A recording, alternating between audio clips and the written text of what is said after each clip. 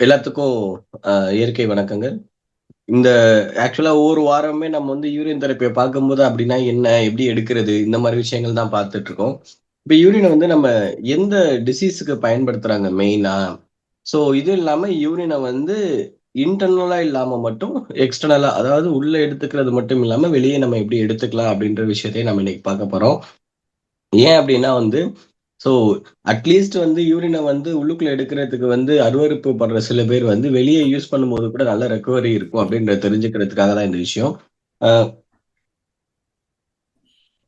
So urine வந்து பார்த்தீங்க அப்படின்னா, மெயினா வந்து கேன்சருக்கும், ஸ்கின் டிசீஸுக்கும் நம்ம வந்து யூரின் தெரப்பி வந்து ஃபாலோ பண்றோம். ஏன் அப்படின்னா வந்து கேன்சருக்கு இத நம்ம பயன்படுத்துறோம் அப்படின்னா, யூரின்ல இருக்கக்கூடிய அந்த யூரியான்ற ஒரு மெயினான கெமிக்கல் வந்து கேன்சர வந்து கிளியர் பண்றதுக்கு வந்து ரொம்ப சப்போர்ட்டிவா இருக்கும். ஸோ அப்படி அது சப்போர்ட் பண்ணும்போது என்ன ஆகுது அப்படின்னா, ஒவ்வொரு டைமும் வந்து கேன்சர்ல இருக்கக்கூடிய செல்கள் வந்து அதிகமா இறந்துகிட்டே இருக்கும். இப்ப அந்த செல் வந்து அதிகமா இறக்க, நம்ம பாடியில இருக்க மசில் என்ன ஆகும்னா, வேஸ்டேஜ் ஆக ஆரம்பிக்கும். ஏன்னா மசிலுக்கு போற சத்து போகாது. அப்ப அந்த மசில் வந்து வேஸ்டேஜ் ஆயிட்டே இருக்கும்போது, அடுத்தது என்ன பண்ணும்னா, பாடிக்குன்னு டெய்லி தேவையான சில புரோட்டீன்ஸ் இருக்கும்.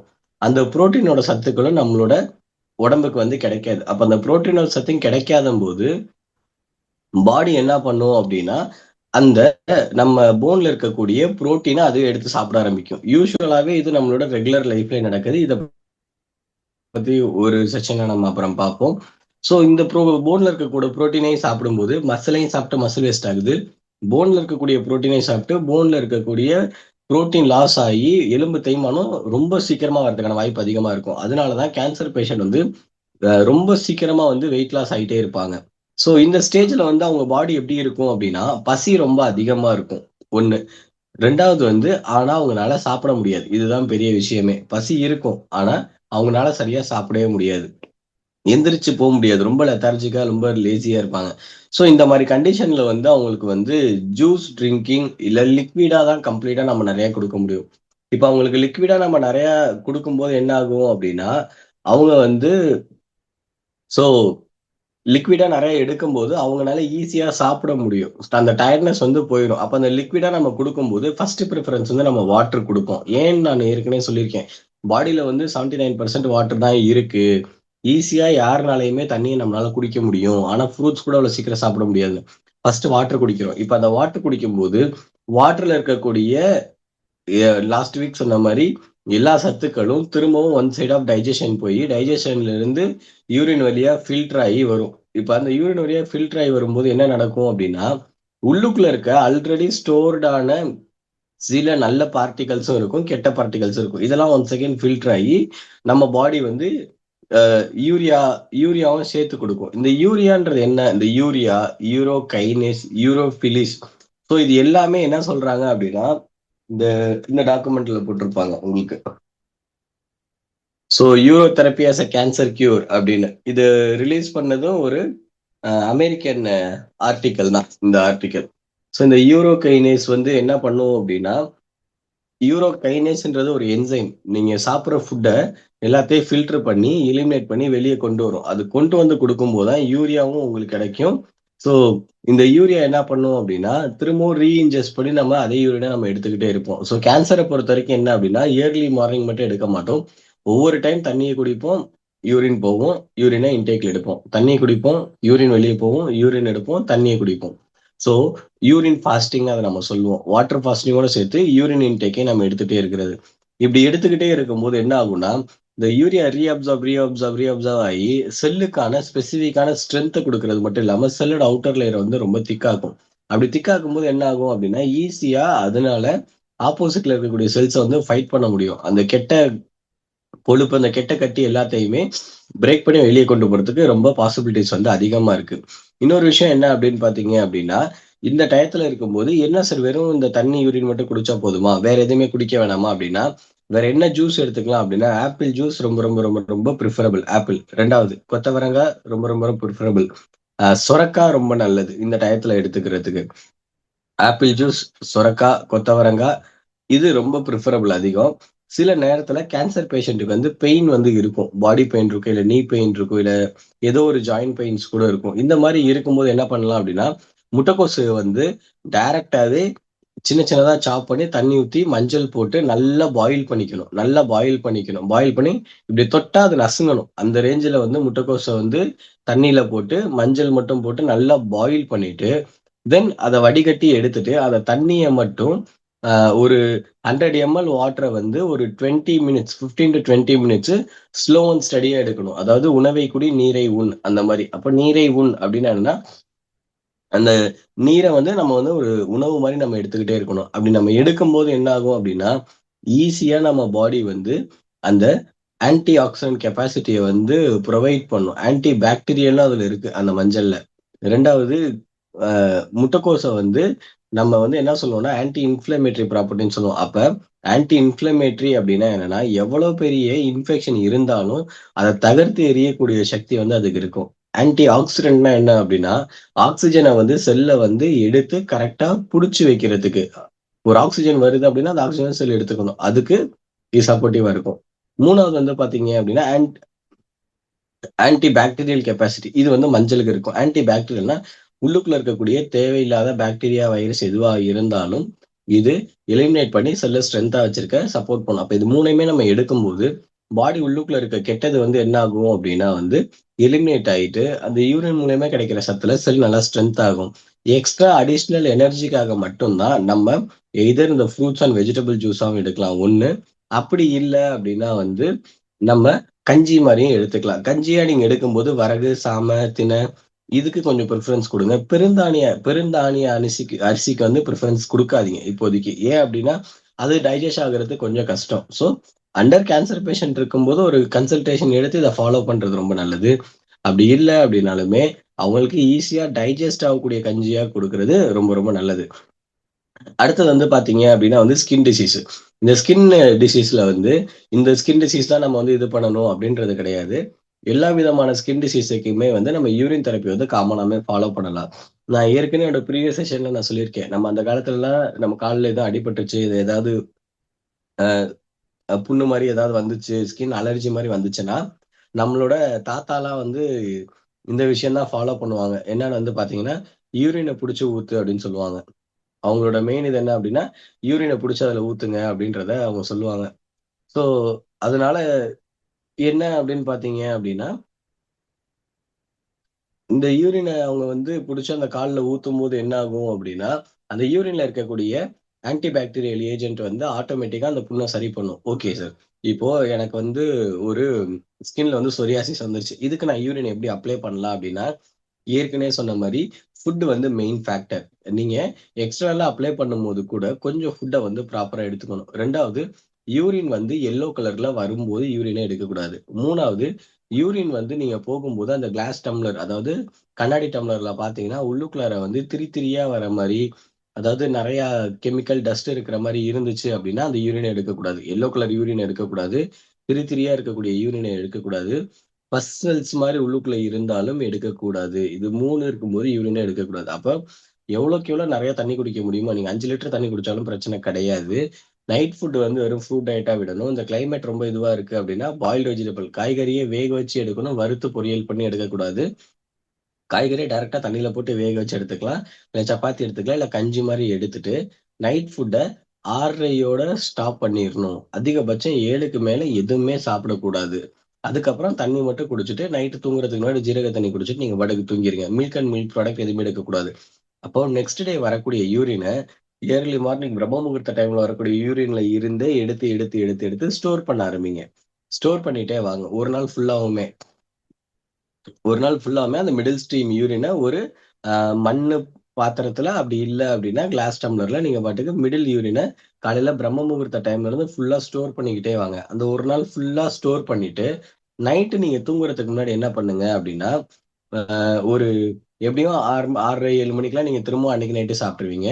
ஒரு காடா துணிய எடுத்தோ, இல்ல வெள்ள கலர் சாஃப்ட்டான கிளாத் எடுத்தோ, எந்த இடத்துல உங்களுக்கு வந்து அந்த அலர்ஜி இருக்கோ, நீங்க அந்த காடா கிளாத்தையோ, இல்ல அந்த ஒயிட் கிளாத்தையோ யூரின்ல நனைச்சு எடுத்து லைட்டா புழிஞ்சு, அந்த பிளேஸ் மேல அப்படியே போத்தி விட்டுருங்க.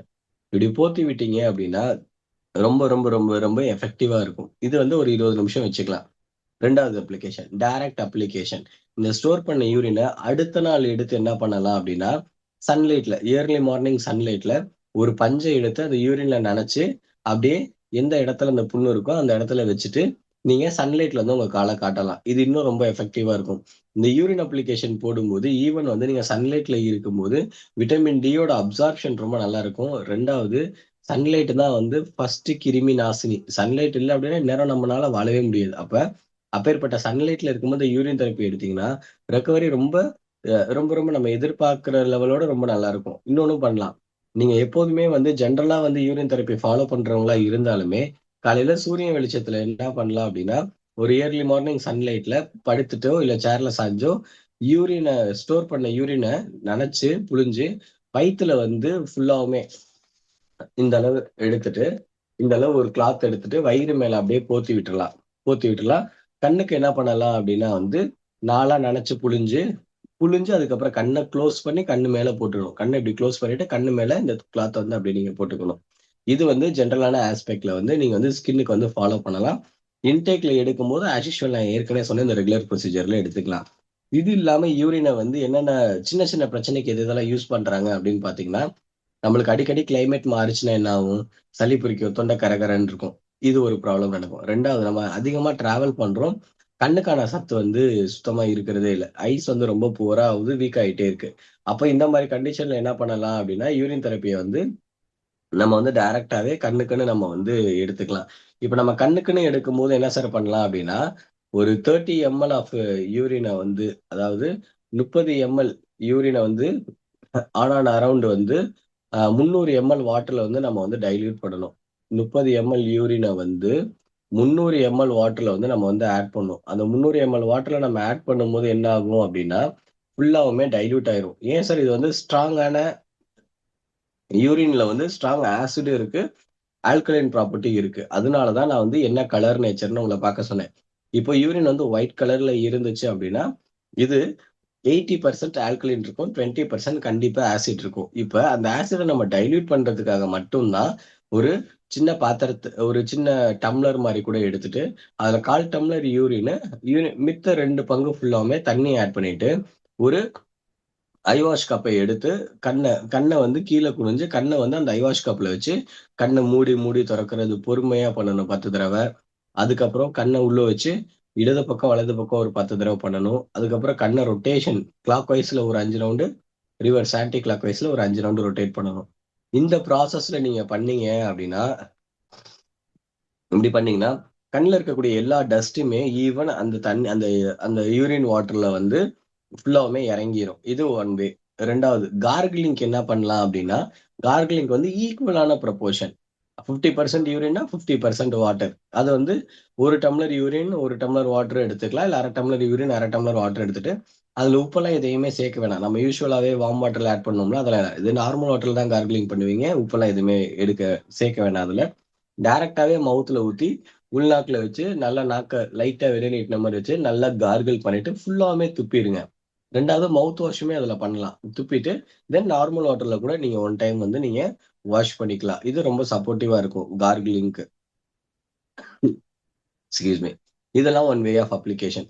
இன்னொரு வே எப்படி நம்ம வந்து ஜெனரலைஸ்டா இருக்கிறவங்களுக்கு நம்ம என்ன பண்ணலாம் அப்படின்னா, ரெகுலராவே நான் சொல்றேன். ரெகுலராவே பண்றவங்களுக்கு என்னன்னா, இயர்லி மார்னிங் எந்திரிச்சு யூரின் போறோம்ல நம்ம. இப்ப இது பண்ணதெல்லாம் எல்லாமே ஒரு கண்டிஷன் ஓரியன்டடா இது எல்லாத்தையும் நம்ம பார்த்தோம். ஜெனரலா இருக்க இண்டிவிஜுவல் வந்து யூரின எப்படி ஃபாலோ பண்ணலாம் அப்படின்னா வந்து என்னன்னா, நீங்க டெய்லி காலையில நம்ம எந்திரிச்சு பிரம்ம முகூர்த்த டயத்துல அந்த யூரின புடிக்கிறோம்ல, அப்ப அந்த யூரின நம்ம புடிக்கும்போது, ஸ்டோ பாதி குடிச்சுட்டு, பாதி யூரின வச்சுருங்க.